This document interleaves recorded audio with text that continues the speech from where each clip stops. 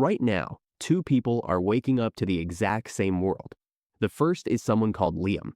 He's 24, works in customer support for a mid-sized company, answers the same questions every single day, and earns $2,800 a month. Last Tuesday, his manager pulled him into a meeting and told him his role was being restructured. That's corporate language for replaced, not by someone smarter, not by someone cheaper, not by someone willing to work longer hours, by a $49 a month AI tool that never sleeps, never complains, never calls in sick, and handles 500 conversations simultaneously. The second person is called Zara. She's 26, has no degree, works from her laptop, and last month she made $21,000. She didn't build the AI that replaced Liam. She didn't work at a tech company. She's never written a single line of code in her life.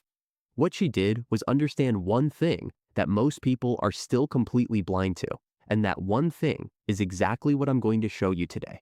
Because here's what nobody is telling you.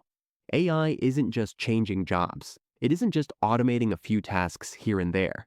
It is actively and aggressively splitting the world into two very distinct groups of people. A small group that is using AI as a weapon to generate more money than they ever thought possible. And a much, much larger group that is slowly, quietly, almost invisibly becoming irrelevant. And the terrifying part is that most of them don't even know it yet. By the end of this video, you're going to know exactly which group you currently fall into. More importantly, you're going to know precisely what you need to do to move from one to the other. And I promise you, it is not what most people think. It's not about coding. It's not about working at a tech company. And it has absolutely nothing to do with how smart you are. Section 2. The AI Wealth Split. Let me give you some numbers first, because I want you to understand the actual scale of what's happening.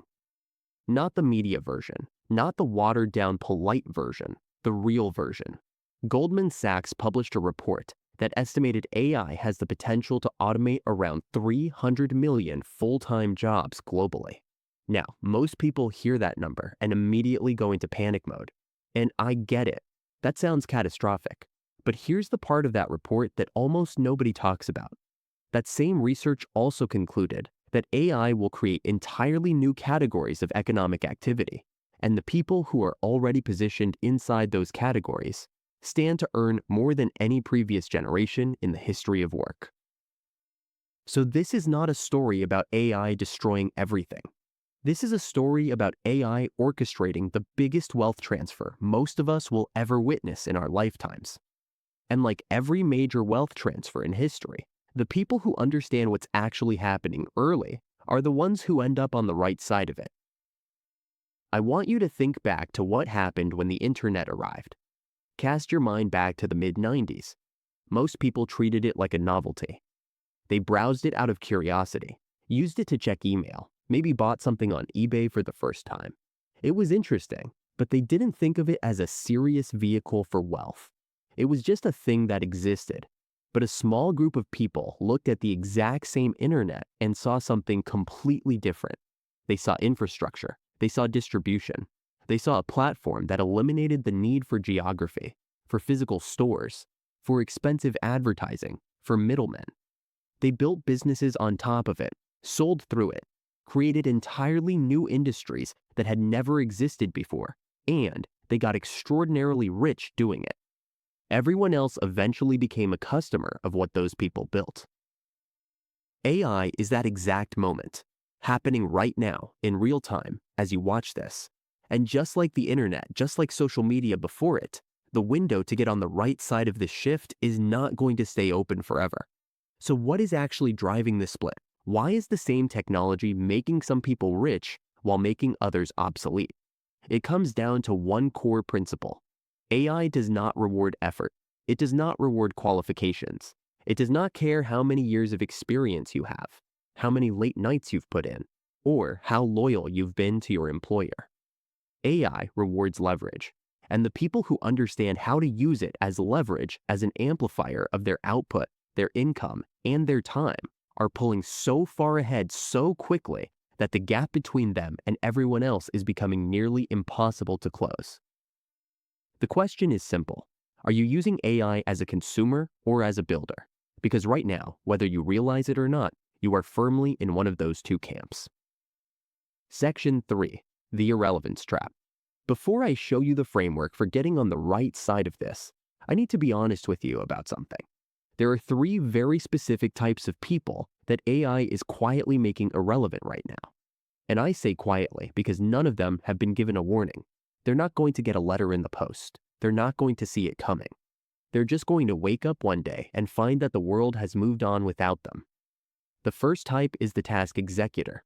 This is the person whose entire professional value is built around completing a specific, repeatable task, answering customer queries, writing standard copy, entering data, scheduling appointments, generating weekly reports, transcribing audio, compiling research.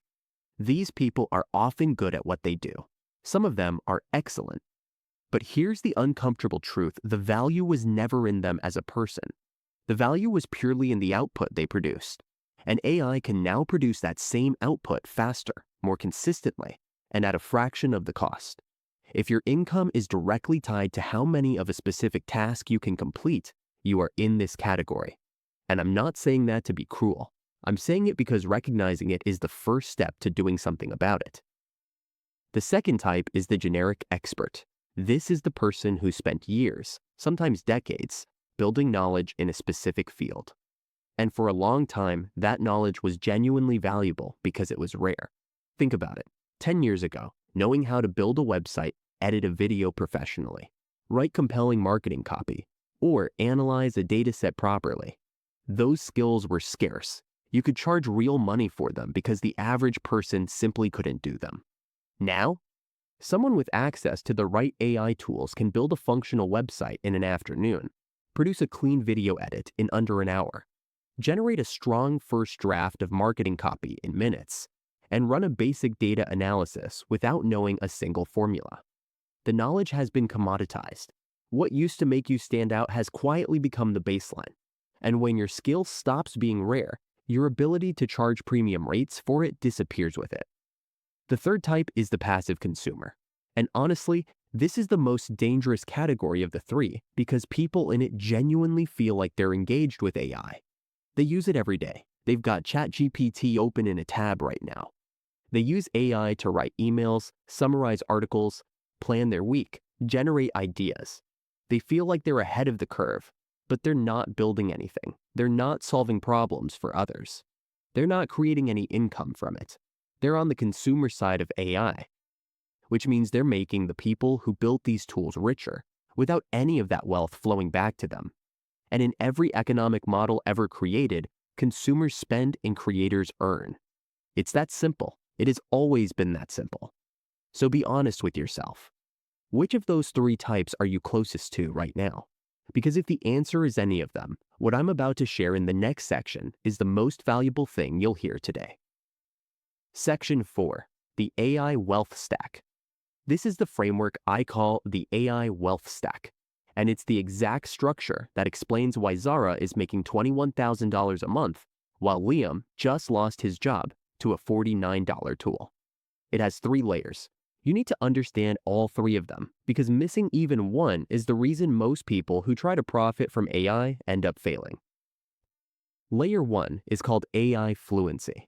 This is the foundation everything else is built on. And let me be very clear about what AI fluency actually means, because most people have the wrong idea. It does not mean knowing how to code. It does not mean understanding machine learning algorithms or neural networks. It does not mean you need a computer science background or even a technical brain. AI fluency means knowing how to use AI tools to produce high-quality outputs faster and better than anyone around you. It means understanding which tools exist and what each one is actually good at. It means knowing how to write prompts that get genuinely useful results rather than the generic nonsense most people get. It means knowing how to chain tools together, using one AI tool to feed into another, to create workflows that would take a traditional team days to complete. And it means knowing how to edit, refine, and elevate AI outputs to a standard that actually impresses the people paying for them. This is a learnable skill. It takes weeks, not years. But it absolutely needs to be built deliberately, because the difference in output between someone with real AI fluency and someone who's just dabbling is enormous, and it compounds. The better you get at it, the faster your work becomes, the better your results get, and the more you can charge. Layer 2 is called high-value positioning. This is where the majority of the money actually lives, and it's the layer almost nobody talks about, which is exactly why most people miss it. Here's the reality that took me a while to fully understand. AI fluency alone will not make you rich. Why? Because everyone is becoming AI fluent. The tool itself isn't the competitive advantage anymore. It's the commodity. The table stakes, what you do with the tool and who you do it for, and what specific problem you're solving, that is where the advantage lives. The people making serious money from AI are not walking around selling AI services. They're solving very specific, very expensive business problems and using AI as the engine behind the solution. There's a significant difference between those two things. A person who says, "I can help your business with AI," is worth very little, because that sentence means nothing to a business owner who doesn't fully understand AI yet. A person who says, "I can reduce your customer churn rate by identifying at-risk accounts automatically before they leave," is worth a great deal because that person is speaking the language of outcomes, not tools. This is exactly what Zara figured out. She didn't market herself as an AI freelancer or an AI consultant. She positioned herself as someone who helps e-commerce brands recover abandoned checkouts using AI-powered personalized follow-up sequences.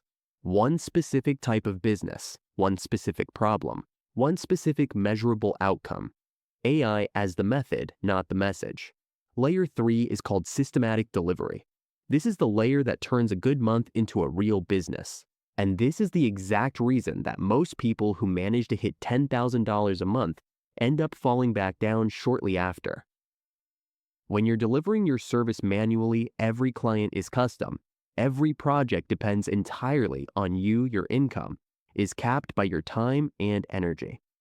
You can only take on so many clients. You can only work so many hours. And when life happens, your revenue takes the hit. The moment you start using AI, not just to deliver your service, but to build the operational systems behind your business, the client onboarding, the progress reporting, the communication workflows, the quality checks, the invoicing, everything changes. You can take on more clients without proportionally more work. You can hire junior support staff and actually leverage them properly because the system does the complex lifting. And your income stops being directly tied to how many hours you personally put in. That is the stack. AI fluency at the base, high-value positioning in the middle, systematic delivery at the top. And the part I want you to hold on to is this: none of these 3 layers require a degree. None of them require a massive upfront investment. None of them require years of experience in tech. They require a decision to stop consuming AI and start building with it. Section 5. Where the money actually is right now. Let me make this real.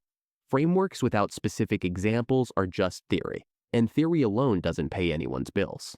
So let me show you exactly where the money is flowing right now, not in some abstract future sense, but in the present